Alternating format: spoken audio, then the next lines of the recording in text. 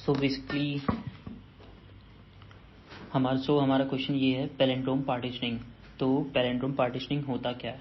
तो इसमें एक हमें स्ट्रिंग दिया होगा, तो इसको हम जितने भी तरीकों से पैलिंड्रोम में तोड़ सकते हैं हमें तोड़ना है। तो जैसे इसका मतलब क्या है, पहली बात पैलिंड्रोम का मतलब क्या होता है। पैलिंड्रोम का मतलब ये होता है कि आगे से और पीछे से सेम होना चाहिए। जैसे कि ए बी ए, तो आगे से भी सेम है पीछे से भी सेम है। बी ए बी, आगे से भी सेम है पीछे से भी सेम है। तो कोई भी एक स्ट्रिंग, जैसे हमारे पास एक स्ट्रिंग दिया हुआ है ए बी, तो इसको हमको जैसे कि एक इसका पॉसिबल आंसर बन जाएगा ए बी और एक ए बी। आइए देखते हैं कैसे। तो एक मेरे पास जैसे कि हमारे पास ए बी यहाँ पे दिया हुआ है, ये हमारा पहला एग्जांपल है लीड कोड का। तो अब यहाँ पर मार्कअप ले लेते हैं।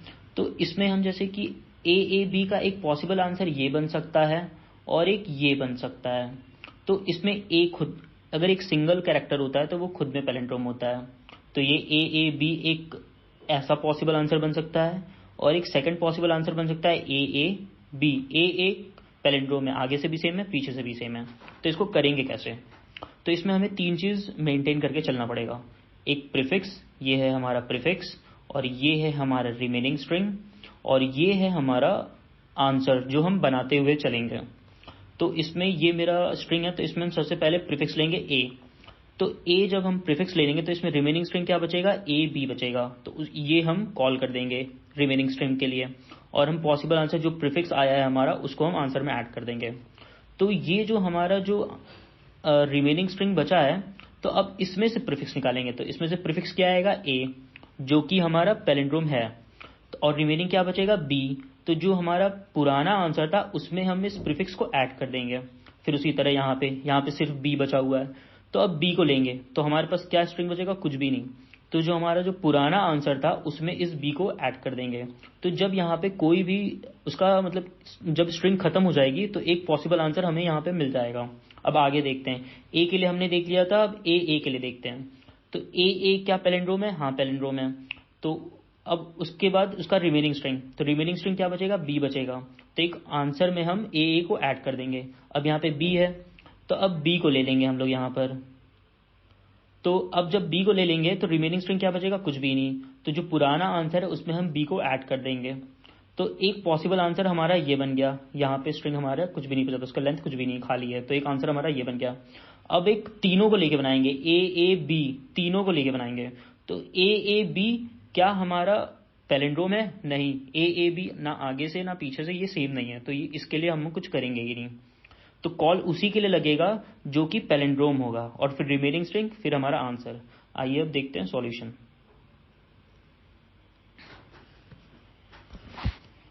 तो यहाँ पे हमें यहाँ पे एक स्ट्रिंग मिली हुई है, जैसे कि ए बी। तो अब हम करते हैं, तो हम सबसे पहले एक लिस्ट बनाते हैं, LIST लिस्ट। और ये क्या एक्सेप्ट करेगा, स्ट्रिंग एक्सेप्ट करेगा। बताते हैं ये क्या है अभी, न्यू हैरे लिस्ट। तो ये लिस्ट है क्या, ये लिस्ट वो है जो ये मेरा फाइनल आंसर कंटेन करेगा। और इसके अंदर ये स्ट्रिंग क्या है, इसके अंदर ये जो चीजें पड़ी हैं ये स्ट्रिंग है ना, तो इसलिए हमने यहाँ पे स्ट्रिंग लिखा है। अब उसके बाद अब एक फाइंड नाम का एक फंक्शन बनाएंगे जो कि क्या करेगा, वो हमारा जितने भी तरीकों से पैलिंड्रोम बन सकता है तो वो आंसर हम इस फाइंड मेथड करके लाके देगा हमें। तो इसमें अपना क्या क्या पास करेंगे, स्ट्रिंग पर सबसे पहले पास करेंगे, और जिसमें आंसर बनेगा वो लिस्ट पास करेंगे, और एक नया एरे लिस्ट भी पास करेंगे। इसको मैं आपको बताऊंगा कि इसको क्यों पास करना है बाद में। अब मान लीजिए इस लिस्ट के अंदर मेरा पूरा आंसर आ चुका है, तो उसको हम यहाँ से रिटर्न कर देते हैं इस लिस्ट को। अब उसके बाद अब फाइंड फंक्शन बनाते हैं, पब्लिक वॉइड फाइंड। तो ये क्या क्या एक्सेप्ट कर रहा है, स्ट्रिंग s, फिर उसके बाद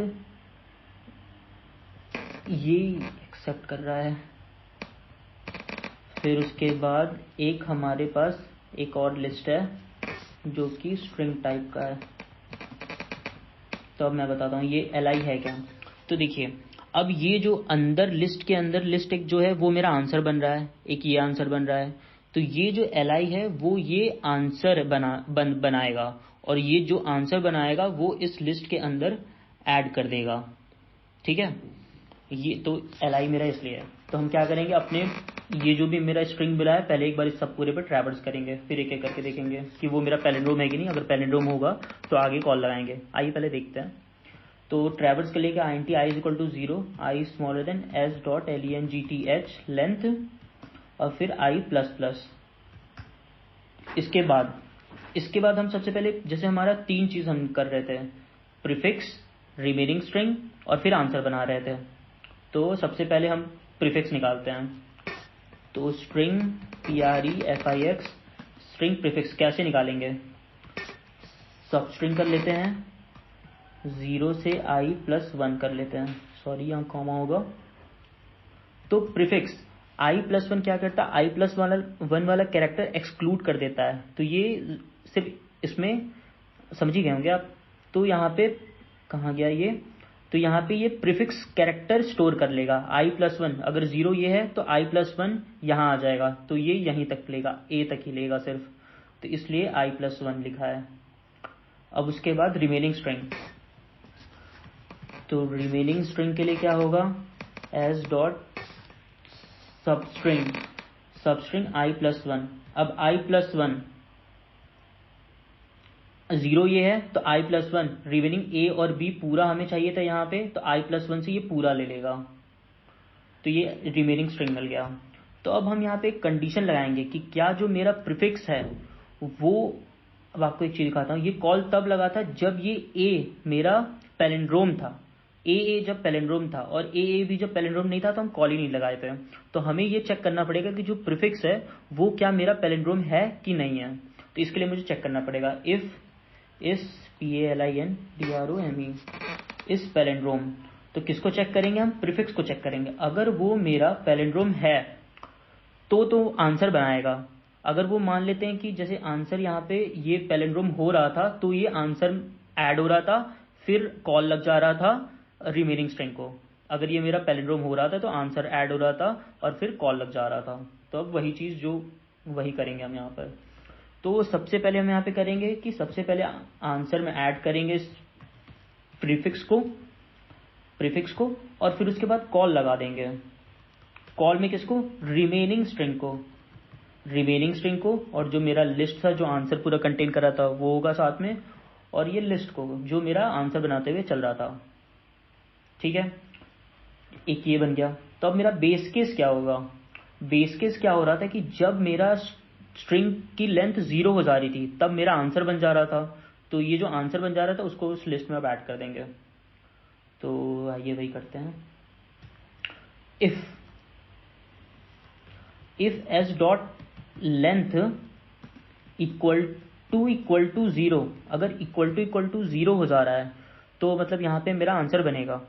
इसका मतलब ये है, तो लिस्ट में ऐड कर देंगे एक नया एरे लिस्ट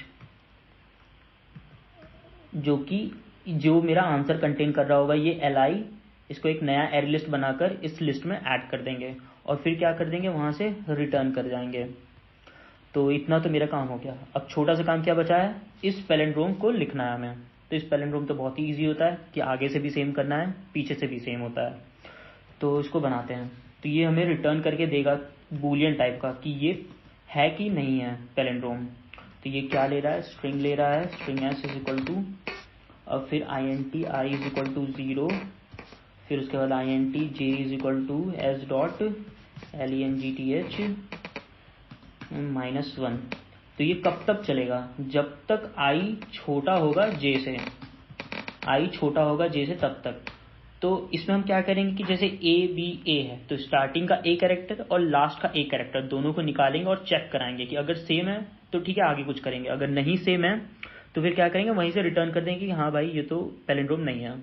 तो इसको चेक करेंगे, if s dot caret i, अगर ये s डॉट कैरेट मतलब लास्ट वाले के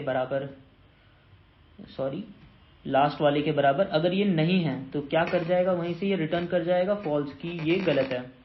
और अगर दोनों सेम मिल रहा है तो फिर क्या होगा, इंडेक्स को आगे बढ़ा देंगे और j वाले को एक कम कर देंगे, और जब वाइल लूप खत्म हो जाएगा तो क्या कर देंगे, रिटर्न ट्रू कि ये मेरा पैलिंड्रोम है।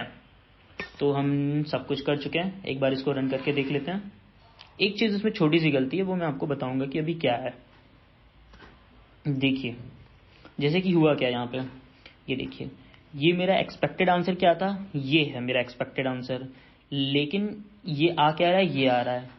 तो एल के अंदर जो आंसर ये बना रहा था तो वो इस लिस्ट के अंदर ऐड कर दे रहा था, लेकिन जब सेकंड आंसर बनाया तो वो सेकंड आंसर ही बनाया है, वो यहाँ पर है, लेकिन वो पुराने वाले आंसर के आगे ऐड हो गया है। तो हम जब यहाँ पर आंसर बना लेंगे तो उसको हमें डिलीट भी करना पड़ेगा ताकि नया आंसर उसमें ही ऐड ना हो। तो उसको हम डिलीट कहाँ करेंगे, जब वो पूरा आंसर बना लेगा तो इसके नीचे ऐड करेंगे, इसको रिमूव करेंगे हम।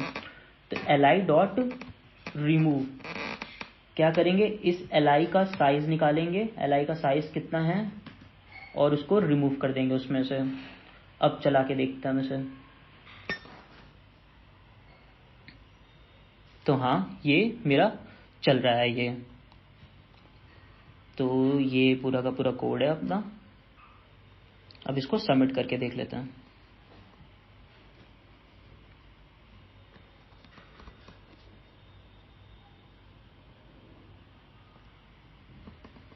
तो अपना ये चल रहा है। So that's all, thank you guys.